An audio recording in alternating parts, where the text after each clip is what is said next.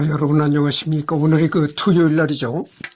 토요일 날 또 제갈량을 또 해야 되겠습니다. 아니, 그 제갈량이 언제까지 가려는지는 뭐 알 수가 없겠어요. 하여튼 뭐 하는 데까지 해야죠. 계속. 오늘이 2026년 3월 28일 오후 4시 27분을 지금 가리키고 있습니다.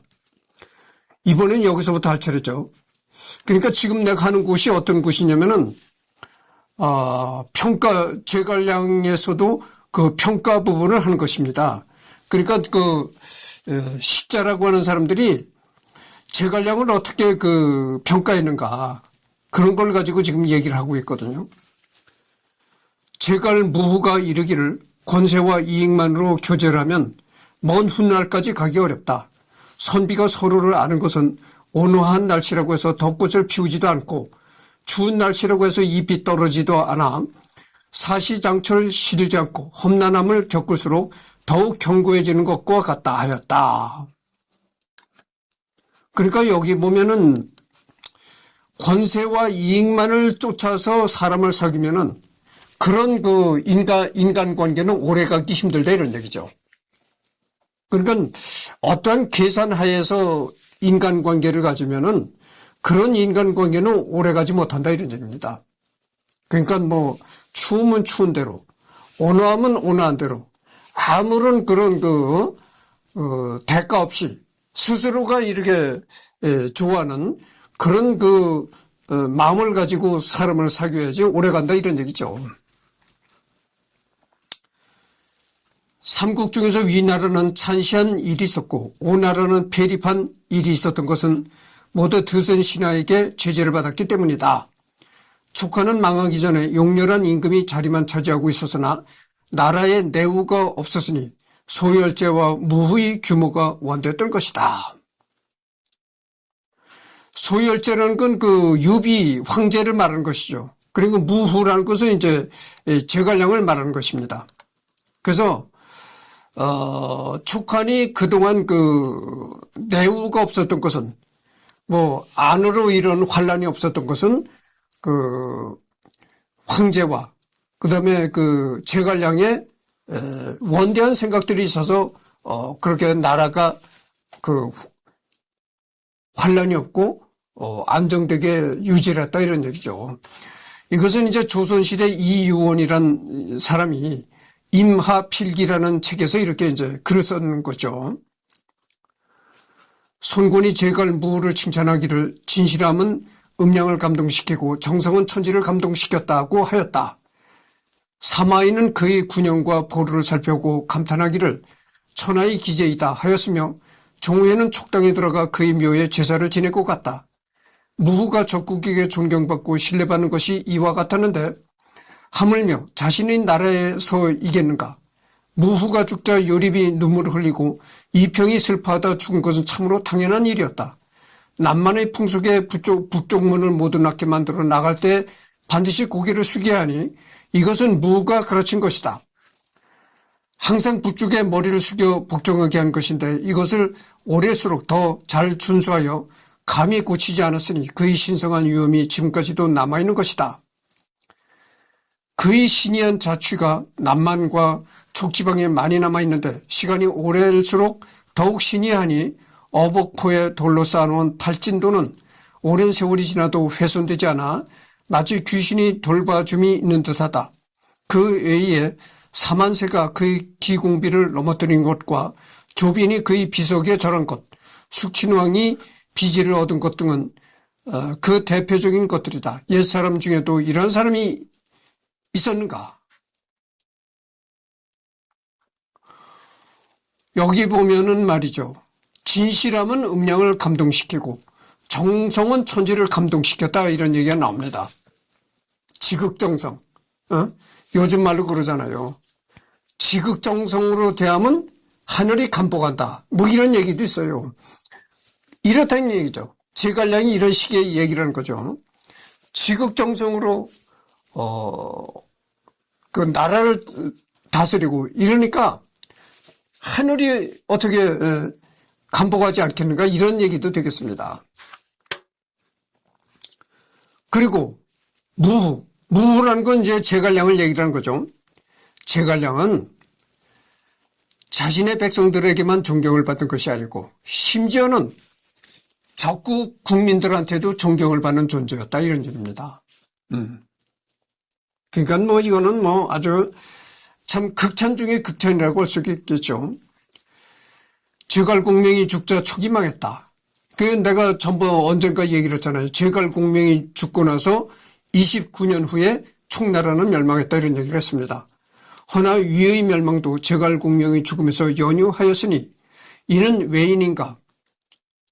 제갈공명이 죽지 않았다면 사마중대는 온 힘을 다해 서쪽을 막느라 관서 지방에서 한 발자국도 떠나지 못했을 것인데 어느 겨를에 정권을 찬탈해 나라를 도둑질했겠는가? 설령 국군을 빼앗을 만한 힘이 있었다 하더라도 제갈공명의 공격이 두려워 감히 그러지 못했을 텐데 하물며 촉을 도모할 수 있었겠는가? 그러므로 촉이 망하자 사마시 세력이 더욱 강해져서 위가 결국 진에 선양하고 말았던 것이다. 이미 촉과 위가 병합했는데 오가 어찌 돈져갈 수 있겠는가? 오에서 제갈각을 쓴 것이나 위에서 제갈탄을 쓴 것은 모두 제갈공명 때문이었다. 제갈공명이 있었던들 순준이 어찌 감히 제갈각을 처참하게 죽이고 사마소가 어찌 감히 제갈탄을 해쳤겠는가?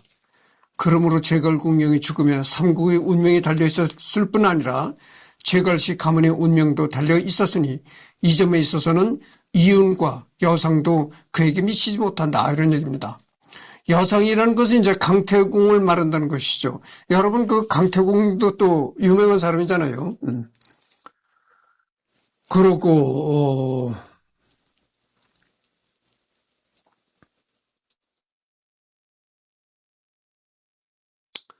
이것도 참 이제 제갈공명을 굉장히 극찬하는 말인데 하여튼 뭐 네. 여기 보면 위나라 촉과 위가 병합되었는데 이런 얘기가 나옵니다. 촉과 위가 병합되었는데 그러니까 지금으로 말하면 이게 하나의 연방제 통일식이다 이런 얘기죠. 조선 성대중 청성 잡기 중 이렇게 된 겁니다.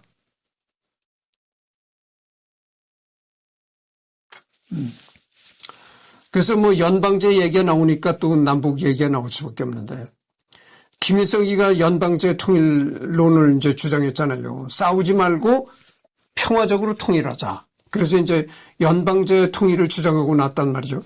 지금 저 북한의 공식 명칭이 뭡니까? 조선민주주의 인민공화국이잖아요.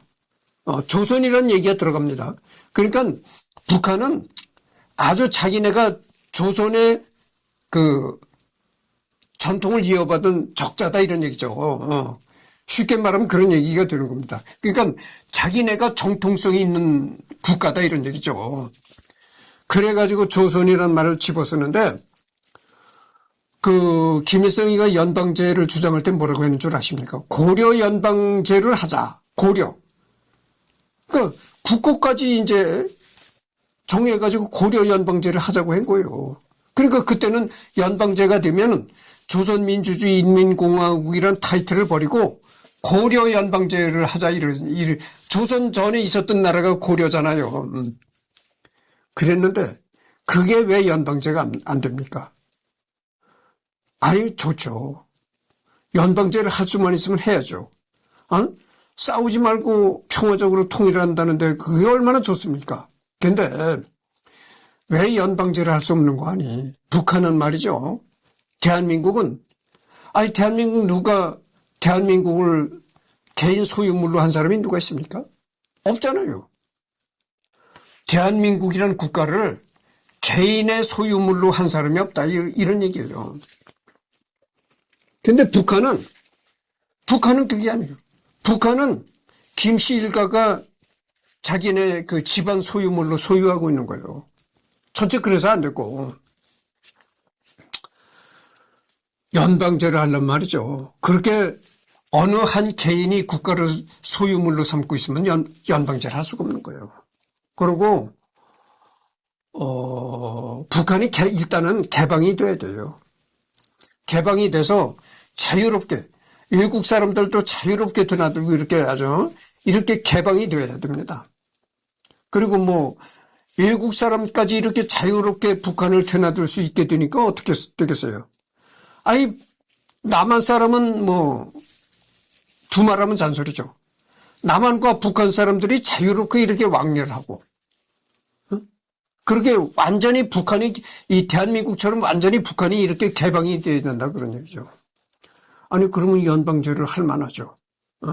한번 연방제를 해서 통일을 해보자 이런 생각도 좋은 생각이죠. 예를 들어서 지금 중국이 여러분들 지금 중공이 공산국가잖아요. 원래는 공산당이 지배하는 공산국가다 이런 얘기죠. 그러나 형식은 공산국가라 하더라도 지금 중공은요 자유국가처럼 이렇게 돼 있어요. 경제가 모두 이 자본주의 시스템으로 이렇게 돌아가는 경제다 이거죠. 그러니까 북한 땅이 오늘날 중공과 같이만 그렇게 변한다면 아니 공산주의 국가라도 연방제를 할 수가 있는 거예요. 아니 그러면 뭐 공산국가면 어떻고 민주국가면 어떻답니까? 공산국가면 뭐하고 민주국가면 뭐합니까? 통일이 우선이죠. 그렇게 북한이 만약 중공처럼 그렇게 공산국가라 하더라도 공산당은 있다 하더라도 중공처럼 그렇게만 변한다면 아이 연방제를 해야죠. 근데 여기 유튜브에 내가 지금 이렇게 내가 유튜브에 동영상들도 많이 시청하잖아요. 시청하는데 이 중공에는 상속세가 없다는 거예요. 상속세가.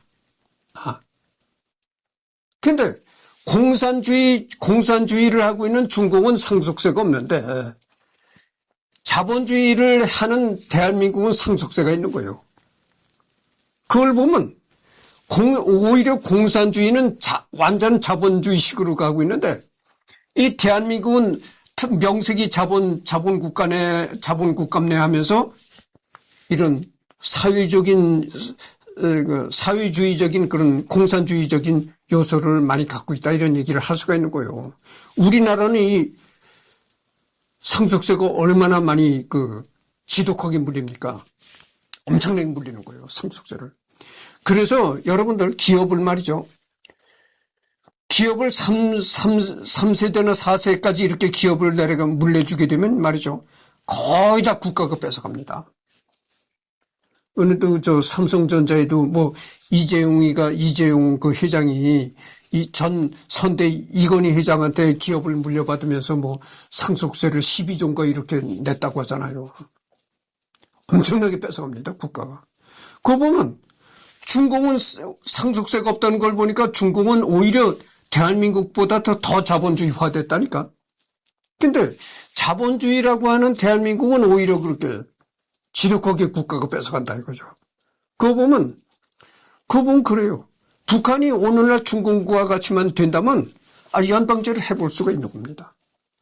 중공과 같이 변한다면 형식상으로만 공산국가지 사회 돌아가는 시스템은 완전히 다 개방되어 있고 외국 사람들도 자유롭게 드나들고 하는데 완전히 이 사회가 자본주의화되고 있는데 공산당이라는 그 당만 있다 뿐이지 사회는 완전히 자본주의화 됐는데 연방제를 할 수 있죠.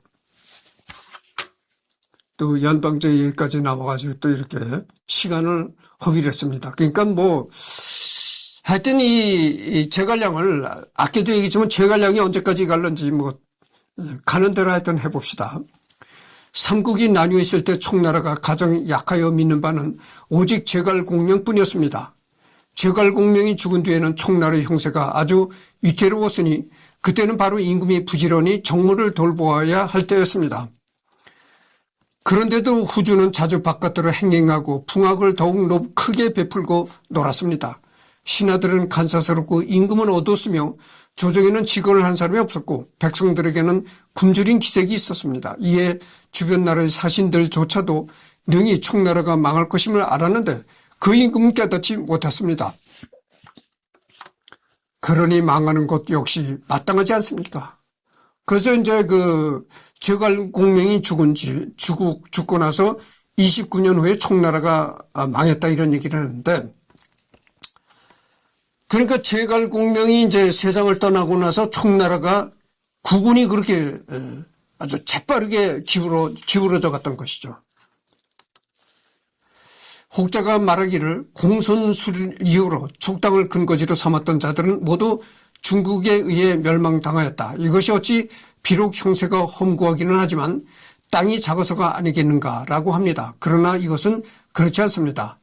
한나라 고조가 촉당에 봉해졌을 그 당시에는 항씨는 초땅을 차지하고 있었고, 전씨는 제 땅을 차지하고 있었고, 위표는 위지역을 차지하고 있었고, 진여는 조지역을 차지하고 있었고, 하열은 대지역을 차지하고 있었고, 영포는 구강지역을 차지하고 있었고, 장안과 동해와 사마흐는 진지역을 차지하고 있었으며, 한나라가 차지하고 있었던 것은 단지 파촉 가운데 한 귀퉁이에 불과하였습니다.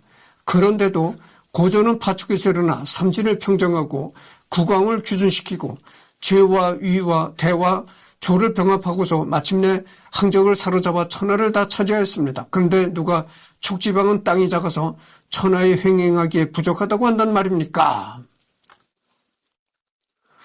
예로부터 승패는 사람에게 달려있었지 땅에 달려있지 않았습니다. 위나라는 총나라에 비해 훨씬 컸는데도 제갈공명을 두려워하기를 마치 범을 두려워하듯이 하였습니다. 가령 제갈공명이 죽지 않았다면 비록 한나라를 회복할 수는 없었을지라도 등에 따위 무리는 두려워하기에도 겨를이 없었을 것입니다. 그런데 어찌 능히 총나라로 쳐들어갈 수 있었겠습니까? 이것을 가지고 논해본다면 승부는 사람에게 달려있지 땅에 달려있지 않음이 분명합니다. 이 때문에 장강의 험고함은 마찬가지인데도 손권이 있을 때는 능히 조조를 패퇴시켰으며 손호가 있을 때는 왕준에게 항복하였던 것입니다. 그리고 파초구의 땅은 마찬가지인데도 한 고조 때에는 능히 항우를 사로잡았는 데 반해 유선이 있을 때는 등에게 항복하였던 것입니다. 예로부터 창업을 한 임금으로는 크게는 한나라 고조가 천하를 통일한 것을 말하고 작게는 손권이 할거한 것을 듭니다. 그런데 그들의 후예에 이르러서는 유선이나 손호와 같이 되지 않는 경우가 드무니 참으로 슬픕니다. 서경 상서태갑상에 이르기를 임금이 임금답지 못하면 너희 손조를 욕되게 할 것이다 라고 하였는데 바로 이것을 두고 한 말입니다. 시경에 이르기를 일찍 일어나고 밤늦게 자서 너를 낳아준 부모를 욕되게 하지 말라라고 하였습니다. 이거는 조선의 정두경이라는 사람이 이렇게 썼다는데, 조선의 정두경이라는 사람은 이제 1597년에 태어나가지고 1673년에 사망한 조선 중기 문인 학자, 그를 평하는 사람들이 악부는 한 유와 같고 가행은 200 두보와 같고 근체시는 초당 성당의 범위를 벗어나지 않는다고 하였다. 효종이 즉위하자 27편의 풍시를 지어 올려 호피를 하사받기도 했다. 이조판서 대제학을 추종하였다. 그러니까 조선 중기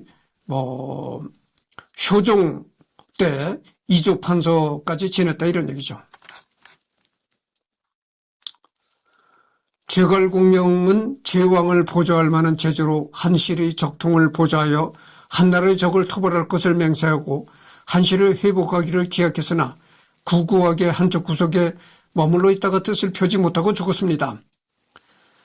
제갈량은 신야에서 농사짓던 이은에게 은연중 부합하고 한 번 조이고 한 번 푸는 것을 법도가 있게 하는 것은 위천에서 낚시질하던 강태공과 거의 같았습니다. 게다가 뛰어난 웅지를 분주히 펼쳐 한 세상을 좌우하면서 나라를 위해 온갖 정성을 다하다가 죽고 난 뒤에야 그쳤으니 공명의 소양이 어떻습니까? 더구나 공명이 대업의 단서를 열지 못한 것은 천명인지라 인력으로 할 수 있는 것이 아닌데야 말할 나위가 있겠습니까? 가령 하늘이 그에게 좀 더 오래 살게만 해줬다면 한실을 흥복시키고 한실이 대업을 열었으리라는 것은 말할 것도 없습니다.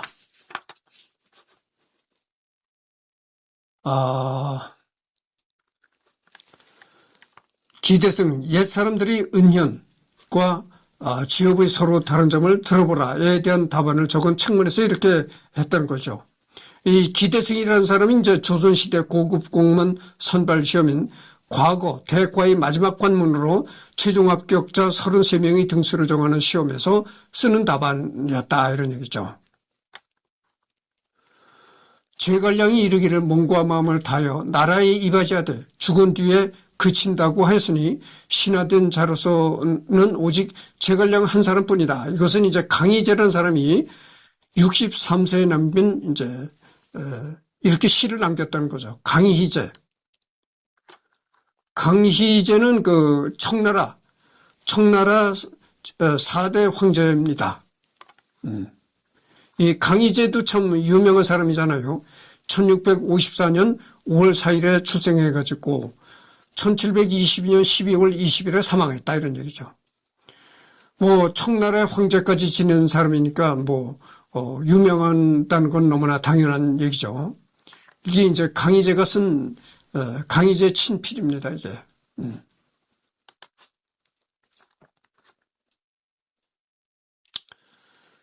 군사를 잘 통솔할 수 없을 때 오직 그만이 이를 통솔했고 백성을 잘 다스릴 수 없을 때에도 오직 그만이 이를 다스렸다.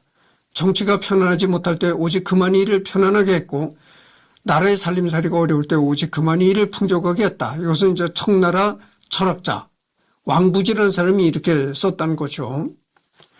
애석하게도 이때 이미 인재들이 이미 위, 오 두 나라에 다 거두어졌기 때문에 얻은 사람 비교적 적었지만 그러나 제갈량은 인류의 인물로서 두 나라 모두 얻을 수 없었는데 유비 혼자 그를 얻을 수 있었으니 역시 성심으로 사람을 대하는 것이 효력을 볼 수 있는 것이다.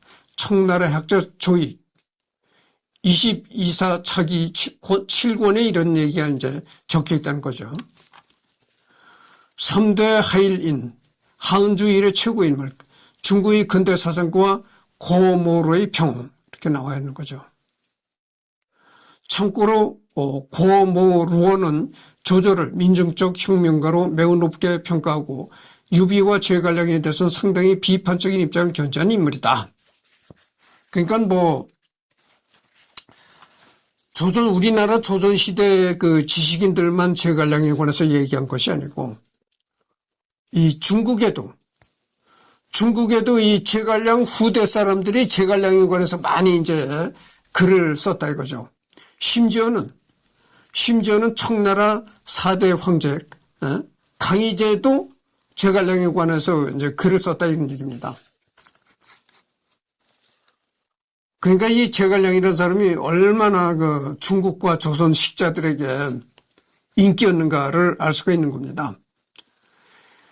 진수가 제갈량을 논하며 제주가 군을 다스리는 게 장점이었고 기면 계책은 단점이었으며 백성을 다스리는 재능이 장수의 지략보다 뛰어났습니다. 라고 일렀는데 이는 슬퍼서 나온 말이 아니다. 용병하며 기책을 내는데 능숙함은 의당 위무제만 못하다. 그러나 더불어 대적한 바는 원소 이외에는 모두 큰 모략이 없었고 또한 모두 깊고 단단한 뿌리가 없었으나 위와 같은 경우는 힘써 싸우지 않으면 이길 수 없었다.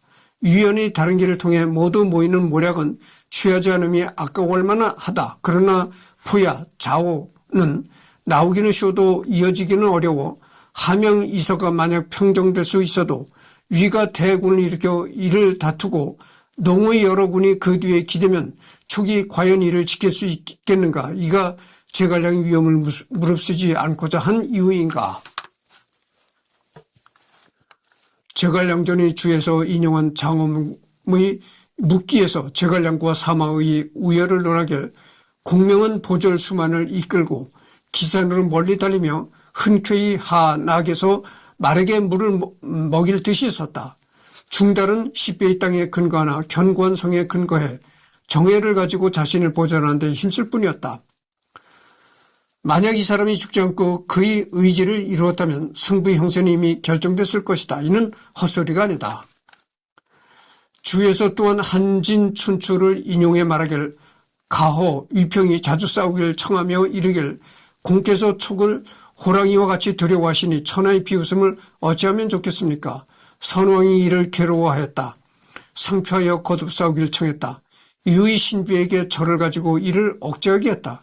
강유가 제갈량에게 이르기를 신좌치가 절을 가지고 이르러서 적은 다시 나오지 않을 것입니다. 제갈량이 이르길 그는 본래 싸울 뜻이 없었으니 거듭 싸우길 청한 것은 우리 무리에게 용감함을 보이려던 것일 뿐이다. 장수가 군에 있으면 임금이 명도 받지 않는 바가 있는데 만약 우리를 제압할 수 있다면 어찌 천리를 가서 싸우기를 청했겠는가. 위지 명제기에서 이 해에 조서로 선왕에게 다만 보루를 단단히 하고 수비하여 그들의 예봉을 꺾으라고 시킨 것을 특별히 적었으니 승조에게 진실로 깊은 뜻이 있었던 것이다. 제갈량이 선권을 논하며 그의 지력이 가지런하지 못하기에 강에 한정하여 스스로 보호한 것이라고 이르나 제갈량은 중원을 밟고 돌아다니며 삼국에 맞먹을 수 있어서 용병하며 그치지 않고 자주 그의 무력을 과시했으니 그의 재주는 진실로 때를 어기지 않았다. 이거는 이제 여사면이라는 사람이 중국의 근대 사학자라는 거죠. 이제 여사면이라는 사람은 중국의 근대사를 연구했던 역사가이다. 그 사람이 이 제갈량에 관해서 이렇게 글을 썼다는 거죠. 제갈량은 매우 재능이 있어서 서쪽에서 대단히 훌륭한 정부를 성립할 수 있었고 또한 6번 기산에 거하며 북벌할 수 있었으며 오나라 위나라와 함께 세세로서 정족을 이루었다. 이것은 이제 순원이 삼민주의 민권주의 중 제갈량을 이렇게 칭찬했다 이런 얘기죠. 순원이라는 사람이 이제 어떤 사람이냐면 예전에 내가 순원을 한 적이 있습니다. 근데 순원이라는 사람은 어떤 사람이냐면은 중국의 청나라가 망했잖아요. 청나라가 망하자 이제 청나라는 전제주의 국가잖아요. 황제가 다 통치하는 전제주의 국가였는데 그렇게 청나라가 망하자 이제 근대 국가 내지 현대 국가를 만들자는 그런 이제 열망이 생겼던 것이죠. 그래서 순원은 일종의 장개석과 같은 그런 사람이었어요. 그러니까 중국 땅이 이제 자유민주 중국을 건설하려고 했던 그런 사람이죠. 순원이라는 사람이 이제 삼민주의를 부르짖었는데 거기서 이제 제갈량을 이렇게 얘기를 했던 거죠. 삼민주의. 이 삼민주의를 순원이 주장하는 이 삼민주의라는 것은 미국의 링컨 대통령이 연설한 그것과 좀 일맥상통해요. 삼민주의. 예? 모든 것이 국민들로부터 나온다는 얘기죠. 이 링컨도 그런 얘기를 했잖아요. 국민을 위한, 그런 걸 이제 링컨도 부르짖었다는 얘기죠. 그런 거와 일맥상통한 얘기입니다, 이게. 제갈량의 행동은 봉건시대 기준으로도 도덕 기준이 매우 높다고 할 수 있다. 중국의 근대사학자 법문난, 이런 사람이 이렇게 얘기했다는 거죠. 유일하게 제갈량이 있어 나중에 사만이 양한과 똑같이 후세에 빛날 수 있게 되었다. 중국의 근대사학자 전목이라는 사람이 이렇게 이제 얘기를 했다는 겁니다. 유비 선생이 제갈량에게 탁구를 주고 제갈량에게 스스로 정권을 인수하겠다고 공언했지만 정말 명분이 좋아서 아무도 막을 수 없었다. 그러나 제갈량은 순풍의 도철단체 황자에 앉기는커녕 고등학교 1, 2학년 나이의 유비 17살 나이 큰아들을 추대하였고 공경스럽고 신중함을 시키며 온 힘을 다 바치다가 죽어서도 그지없었다. 현실 정치에서 황제의 권자는 누구의 힘이 크면 누가 위에 앉는 것으로 나아갈 수 있다. 그러나 우리는 능히 윗자리에 앉을 수 있지만 윗자리에 앉지 않은 충신 의사에게 그 때문에 존경심을 느낀다. 왜냐하면 편리하고 아주 쉽게 구석에서 여러 나쁜 짓을 하고 재물과 여색이 넘치는 것은 바로 대정부가 하지 않는 정조가 있기 때문이다. 제갈량이 하지 못한 일이 있는 것에 우리는 정례, 이말을 땅에 대고 가장 공경하는 뜻으로 하는 절을 드린다. 이것은 이제 대만의 평론가이며 반체제 인사이자 역사가인 백양이 이렇게 말했다는 겁니다.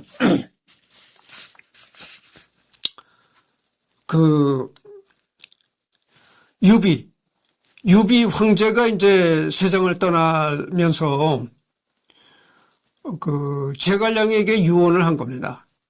나에게 아들이 있지만 아들이 나이가 어리고 여러 가지로 미숙한 점이 많을 것이다. 그러니까 내 아들이 미숙하다면, 당신이 볼 때 내 아들이 미숙하다면 당신이 황제 자리를 이어받아서 당신이 통치해도 좋다. 이런 유언을 하고 죽었다고 내가 그랬잖아요. 그런 유언을 하고 죽었지만 제갈량은 끝까지 왕의 자리를 뺏으려고 하지 않고 그 유비의 아들, 나이는 어리지만 그래도 유비의 아들을 황제로 세우고 극진하게 충성을 다했다, 이런 얘기를 했습니다. 그러니까 이 제갈량이라는 사람은 얼마나 그 도덕적이고 그런 사람인 걸 알 수 있잖아요. 뭐 강원도 영월에 가면 그 단종이 귀양살이 했던 곳이 있잖아요. 그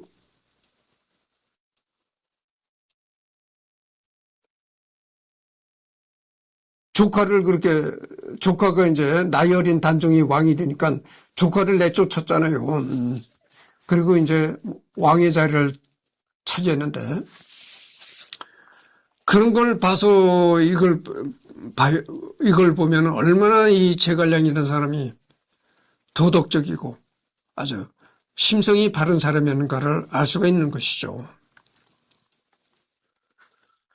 하지만 그 무엇보다도 제갈량의 명성을 불후의 것으로 만든 까닭은 그의 우수성보다는 그의 진정성이 있다. 그는 마음만 먹으면 촉간의 황제가 될 수도 있었고 위나라에 항복해 좋은 대우를 받을 수도 있었으나 그렇지 않았다. 그렇죠? 응? 아니 황제가 그런 유언까지 하고 죽었는데 내가 황제다 이렇게도 상관없는 거예요. 그런데도 그 유비의 어린 아들을 깍듯이 황제로 모시고 거기에 충성했다는 얘기입니다. 그리고 얼마나 이 제갈량이라는 사람은 정도를 걸었는가 를 알 수 있는 거예요. 조금 더 비뚤어진 길을 가지 않았다, 이런 얘기입니다. 그리고 고독한 투쟁의 길을 갔다. 후한 말기에서 진나라 통일이 이르는 시대는 도덕이 조소받고 힘이 곧 정의가 되던 시대였다. 동탁, 조조, 사마의 그리고 유비는 모두 자신을 믿어준 군주를 배신하고 힘으로 권좌를 차지했다. 그 유비가 제갈량한테 이제 같이 국가를 위해서 같이 일 좀 해봅시다. 그 유비가 그 제갈량이 그 가난하게 살던 초가집을 찾아갔었다고 했잖아요. 3번씩이나 찾아가서 제갈량한테 아주 간곡히 부탁을 했다는 거죠. 그때 당시 말이죠. 서로 잘났다고. 내가 영웅이다. 내가 똑똑하다. 서로 잘났다고 도처에서 영웅이 난무하던 그런 시절이었다, 이런 얘기죠. 그러니까 세상에 좀 글작게나 좀 배우고 했던 사람들은 전부 내 잘났다. 내가 영웅이다. 내가 높은 자리를 차지해야 된다. 이렇게 뻐기고 나섰을 때에 제갈량은 그러지 않았다는 거죠. 오히려 제갈량은 남들은 다 내가 잘났다고 내가 영웅이라고 뻐기고 나설 때 오히려 제갈량은 그 초가삼간에서 아무런 욕심도 없이 그렇게 살았다, 이런 얘기입니다. 그런 걸 이제 그 유비가 3번씩이나 찾아가서 우리 같이 국가를 위해서 일합시다, 이렇게 청했다는 거죠. 그러니까 이 제갈량이라는 사람은 말이죠. 섣부른 짓을 해서 남의 섣부른 짓을 해서 권력을 뺏는다든가, 이런 생각이 전혀 없었던 사람이죠. 오로지 정도, 도덕적인 그런 생을 살다 갔다, 이렇게 말할 수 있는 거죠. 그래서 이제 여기 보면 힘이 곧 정의가 되던 시대였다, 이런 얘기입니다. 여러분, 그래서 여기 보면 그러죠. 힘없는 정의는 소용이 없다, 이런 얘기입니다. 정의라는 것은 힘을 가질 때만이 올바른 정의가 될 수 있는 것이지, 힘이 없는 정의는 소용없는 것이다, 이런 얘기죠. 그래서 이때는 이때는 이제 정의가 곧 힘이 정의가 되던 그런 시대였다 이거죠. 그러니까 뭐 힘이 정의가 되던 시대였으니까 얼마나 그 사회가 혼란했겠어요. 서로 내잘랐다고 서로 권력을 차지하려고 이럴 때니까. 그러나 제갈량만은 그렇지 않은 사람이었다 이런 얘기죠. 그러니까 제갈량이라는 사람은 참 보기 드문 그런 그 사람이었죠. 여기는 뭐 동탁, 조조도 유명하잖아요. 삼국지의 조조, 사마의, 그리고 유비 모두 자신을 믿어준 군주를 배신하고 힘으로 권좌를 차지했다. 이 사람들이 모두 자신을 믿어준 군주를 배신하고 힘으로 무력으로 권좌를 차지했다는 사람이라는 거죠. 한나라 혼자나 유선, 손우는 편안한 여생을 보내기 위해 조상이 남겨준 나라를 저버렸다. 이런 시대에 오직 제갈량만이 할 수 있는 일을 하지 않고 할 수 없는 일을 하는 바보로 살다가 간 것이다. 그러니까 남들은 다 어떻게 해서든지 권력을 탐하고 어떻게 해서든지 나쁜 짓을 해서라도 내 것을 만들어서 살아가려고 전부 다 눈에다 불을 켜고 이렇게 살아갈 때 제갈량만은 그러지 않았다 이런 얘기죠. 그러니까 어떻게 보면 제갈량이 병신같이 이렇게 보였을 수도 있다는 얘기죠. 그렇잖아요. 아니 서로 지잘났다고 내가 영웅이다 이래가면서 어디가 권력을 뺏고 어디가 이렇게 돈 많이 가진 사람이 있으면 저놈이 가진 재산을 어떻게 뺏어볼까 이렇게 전부 이렇게 이래가지고 날뛰던 그런 시절에 제갈량만은 그러지 않았다 이런 얘기죠. 그 어떻게 보면 저 제갈량이 이 바보 같은 놈이다 이렇게 말할 수도 있었을 거다 그거죠. 그렇잖아요. 아니 남들은 다 남의 손에 들은 떡이라도 뺏어가지고 지가 잘 살려고 야단을 하는데 제갈량만은 그러지 않았다. 그러니까 뭐 어떻게 보면 제갈량이 무능한 인간이라고도 볼 수가 있는 거고 바보라고도 볼 수가 있다. 그런 얘기죠. 그럼 뭐 이승열을 보십시오. 또 이승열이 얘기를 여기서 할 수밖에 없는데.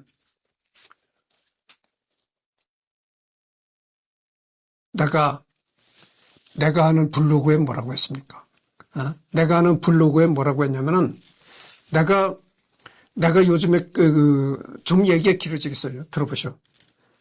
내가 클래식 음악을 들으니까 어떤 사람이 그리더래. 이승열이가 장가를 못 가서 외로워서 음악을 듣는다. 이승열이는 음악과는 거리가 먼 사람입니다.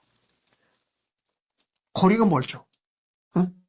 내가 뭐 음악을 전공을 하질 않았어요.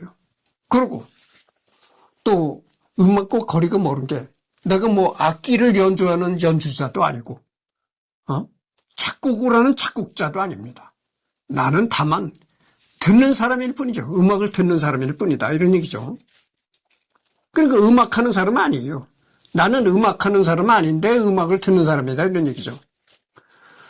저 사람이 장가를 먹고서 외로워서 그렇게 음악을 듣는다네.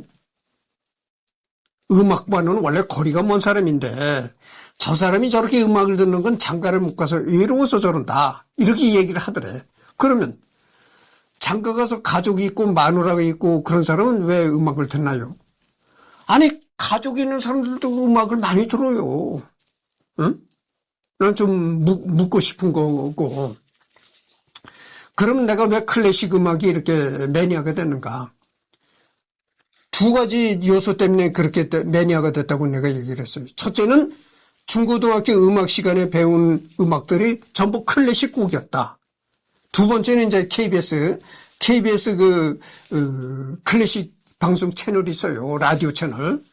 그거를 들었는데 여러분들 내가 얼마나 음악 매니아인 줄 아십니까? 내가 어렸을 때서부터 얼마나 음악에 아주 지독한 매니아였는가 하면은 그 KBS의 클래식 FM 전파가 강원도 산골까지 오질 않아요. 잡히긴 잡혀. 이 다이얼을 이렇게 돌리면 잡히긴 잡히는데 굉장히 그 잡음이 많이 섞인다 이거죠. 잡음이 많이 섞이고 그 KBS 클래식 FM이 스테레오로 띄웁니다. 스테레오로 띄우는데 너무나 이 전파가 약하게 잡히다 보니까 잡음도 많이 나고 스테레오로 나오질 않아요. 그러니까 어떻게 됐겠어요? 야, 이놈의 왜 음악이라는 게 참 좋은 음질로 이렇게 스테레오로 나오고 이래야 요즘은 또 서라운드라고 하잖아요. 아니, 그래야 들을 맛이 있는데 이게 뭐 들을 맛이 안 나죠. 그래서 그때도 내가 읍내 나가가지고 전파상을 하는 사람들한테 물어봤어요. 그렇게 그 전파가 약하게 잡혀가지고 잡음이 나고 많이 나고 하는데 이걸 좀 좋은 음질로 들을 수가 없겠는가 이렇게 물어보니까 그 전파상을 하는 사람이 그래. 그 전파 증폭기라는 게 있다는 거야. 이 전파를 증폭시키는 게 있다는 거야. 그걸 갖다 다루라는 거지. 그래서 내가 전파 증폭기까지 그 당시에 그렇게 구하기 어려운 전파 증폭기라는 게 있는 줄도 몰랐던 사람들이 태반이에요. 전파 증폭기까지 갔다가 강원도 산간에서 들었다니까. 그래서 내가 지금도 그게 어렸을 때인데 지금도 내가 기억에 나는데 그때 내가 강원도 산골에 있을 때인데 그때 KBS 클래식 FM이 처음으로 개국한 해야. 근데 그때 내가 이제 슈베르트의 기타 연주로 된 밤과 꿈이란 걸 이제 신청곡을 해서 또 그것도 신청곡을 해서 엽서로 띄우면 또 방송을 해줘. 그걸 KBS 방송국에다 보낸 적도 있었어요. 보냈더니만 한 6개월 후인지 다 잊어먹고 있었는데 내가 이 신청곡을 보냈다는 것도 잊어먹고 있었는데 한 6개월 후인지 1년 후인지 KBS에서 그 강원도 산골에 있었던 이승열이한테 두터운 책자를 보내줬어. 그게 뭐냐면은 지금도 내가 잊혀지지 않은 토인비가 역사학자잖아요. 토인비가 쓴 무슨 역사 수필 같은 그런 책인데 토인비가 쓴 이렇게 두꺼운 책을 소포로 보내줬더라고. 그러니까 아마 이게 그때가 그 해가 KBS 클래식 FM이 처음으로 개국한 해였거든. 그런데 이 도시도 아니고 저 일단 강원도 산골에서 그 신청곡을 청하는 엽서가 날라져 왔으니까 KBS 직원들도 얼마나 감동했을 거야. 얼마나 감동했겠습니까? 더군다나 전파도 약하게 띄우는데 그게 수도권 이쪽을 대상으로 이렇게 전파를 띄웠거든. 아니 근데 저 일단 강원도 산골에서 신청곡 엽서가 날라왔으니 얼마나 기가 막힙니까? 그러니까 이게 그렇게 두툼한 토인비의 내 그 책의 이름을 지금 잊어먹었는데 그걸 보내줬더라고. 선물로. 그랬던 기억이 있어요. 그래서 내가 이 음악 매니아가 된 것은 어제 오늘 얘기 아니고 외로워서 음악을 듣는 그런 것이 아닙니다. 그렇게 알기를 바라고. 그래서 그때는요. 그렇게 중고등학교에 가서 중고등학교 음악 시간에 가면 이제 클래식 곡을 가르친다 이거죠. 그때서부터 이제 클래식 곡에 흥미를 느끼기 시작했는데 그렇게 학교에서 클래식 교육을 받아도 집에 오면 전부 다 술, 담배 피우고 유행가 부르고 이러지 클래식 곡에 취미를 갖는 사람들이 없어. 학교에서 아무리 배워도 클래식 음악에 취미를 갖는 사람이 없다니까. 다 술, 담배 먹고 유행가 부르고 그러지. 근데 우스운 게 말이죠. 내가 지금 제갈량 얘기를 하다가 지금 얘기를 하는데 제갈량이 어찌 보면 그 바보 같았었다 이런 얘기가 나오잖아요. 내가 그래서 내가 꼭 이렇게 바보 같았다니까. 오로지 정도만을 가는 거야. 올바른 길만 가는 거야. 그렇게 이런 오로지 올바른 길만 가는 사람은 별 볼 일 없이 살게 돼요. 나쁜 짓을 해서라도 남의 손에 남이 들은 떡이라도 뺏어서 내 걸로 만들려고 하는 사람이 잘 사는 거지. 올바른 길만 걷는 사람은 한평생 별 볼 일 없이 사는 거야. 그래서 그때 학교에 나가서도 학교에 나가면 이제 클래식 곡을 음악 시간에 배우는데 집에 오면 전부 다 술, 담배 마시 어렸을 때인데도 그렇게 술, 담배를 그렇게 먹는다니까. 그래서 집에 오면 술, 담배를 먹고 이제 유행가를 부르고 이런 애들은 십장가 다 갔어요. 그렇게 중고등학교 그때도 그렇게 어릴 때도 술 담배 먹고 유행가 부르고 이런 애들은 십장가 다 갔다니까. 벌써 저 십장가 가서요 손자까지 보고 막 그랬어요. 근데 클래식 음악만 듣고 나는 술 담배도 굉장히 담배는 안 피웠고 술은 내가 커서 먹었어요. 술은 커서 내가 이 술고래가 됐었는데 중고등학교 시절에는 술 먹을 생각조차 안 했다고. 그러면서 이 클래식 음악에 이렇게 매니아가 된 사람은 여태 장가도 못 갔고 이렇게 혼자서 이제 늙어 죽는 거야. 그래서 내가 어찌 보면 이 제갈량 같은 사람이었다니까. 그래서 올바른 길로만 가면서 살아가는 사람은 이게 바보 같은 사람이야. 바보 같은 사람이고 나쁜 짓을 해서라도 남의 손에 든 떡이라도 뺏어가지고 내가 먹는다. 이렇게 살아가는 사람들이야 십장가도 잘 가고 잘 된다니까. 그래서 이제 제갈량이 이런 사람이었다는 걸 얘기를 하다가 이렇게 했습니다. 그래서 여기서 지금 46분을 경고했습니다. 여기서 끝내고 다음 시간에 여기 현대사학자들의 평 여기서 또 하겠습니다.